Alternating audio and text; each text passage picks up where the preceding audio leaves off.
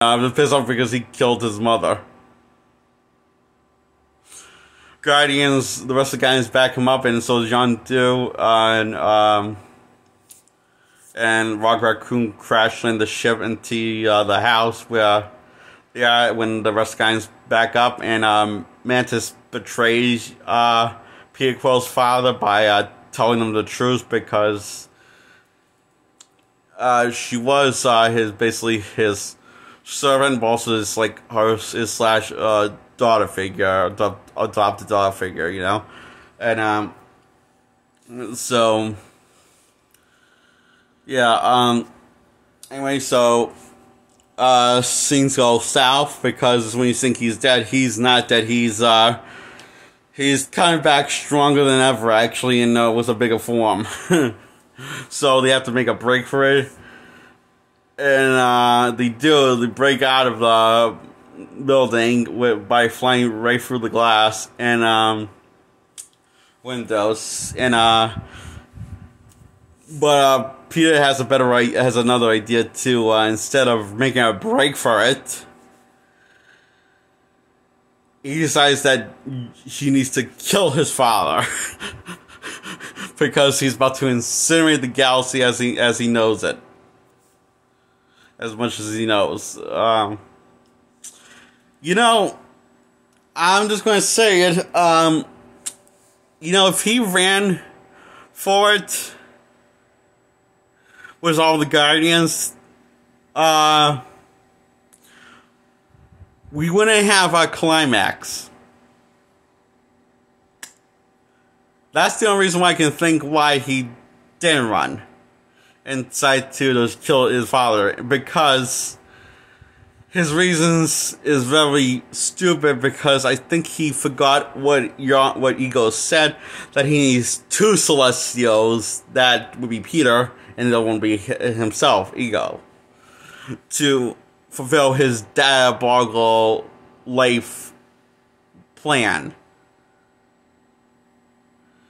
To destroy the galaxy and replace everything with him as he's the new planet. And you know, he realized that when he's modeling, he was explaining how the flaw in his plan, it wouldn't work with this one Celestial because that's not enough power. So that's why he impregnated Peter Quill mother with Peter, because he needed another Celestial. So basically, the father just doesn't care. Just like, you know, the father just using his own child as a pawn in his diabolical plan for world domination. Well, in this case, galaxy domination. Yeah. So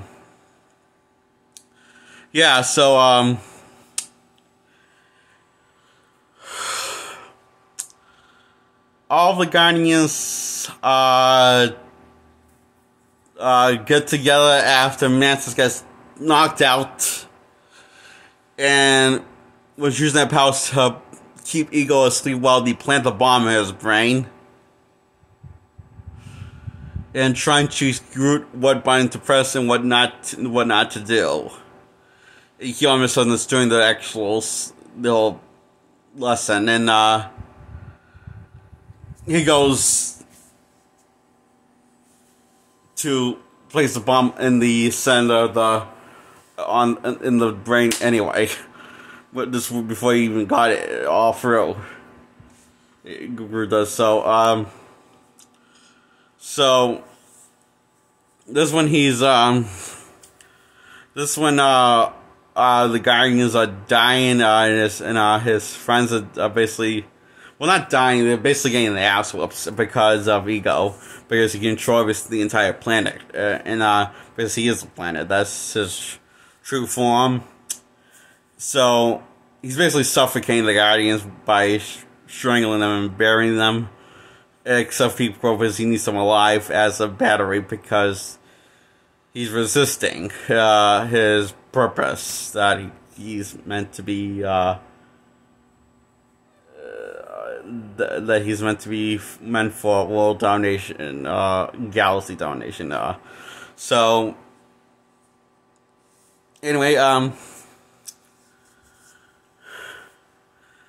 he realized what he remembers, like, he hears Yondu says, "I don't use the arrow to control my bow and arrow. I use my heart." And so he takes Yondu's wisdom and takes control of his own power, which is heart, instead of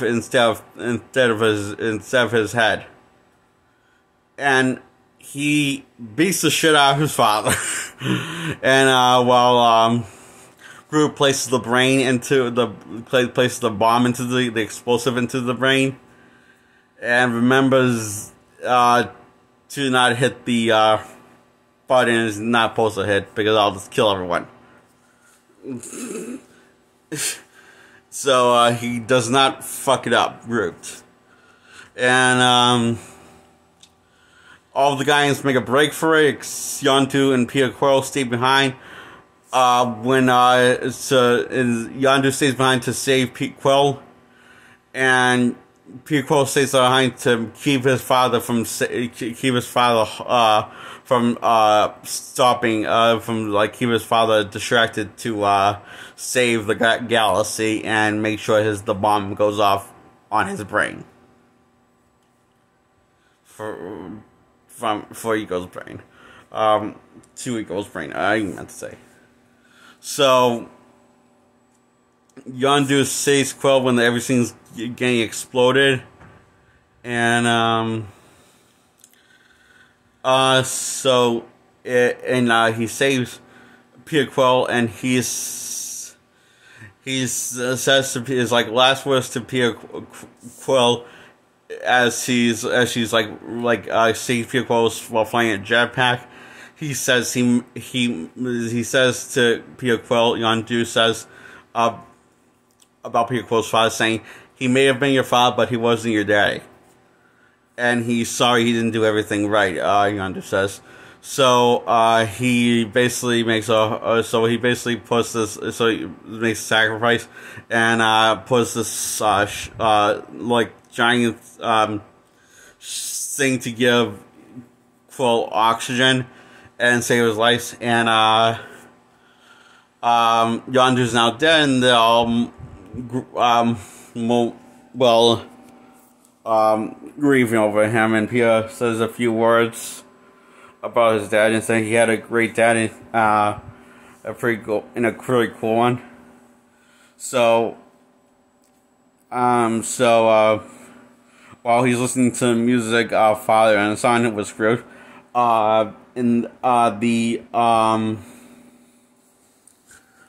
Yondu's friends come to pay respects for Yondu because Rocket told his ex-friends and that he let down and felt like he betrayed that Yondu betrayed the code between his friends. And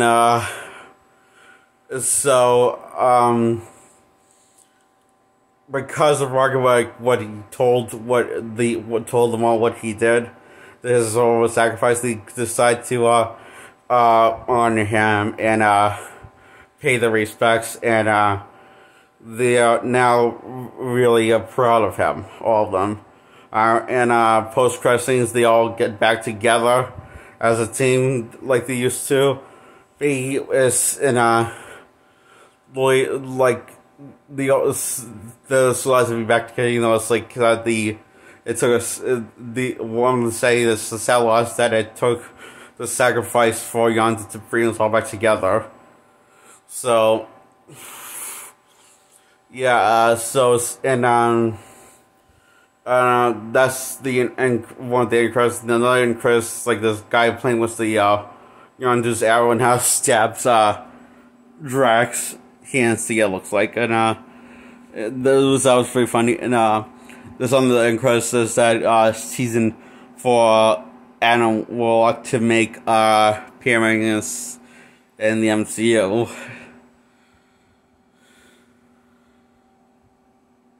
and she just like calls this thing that's in this sort of this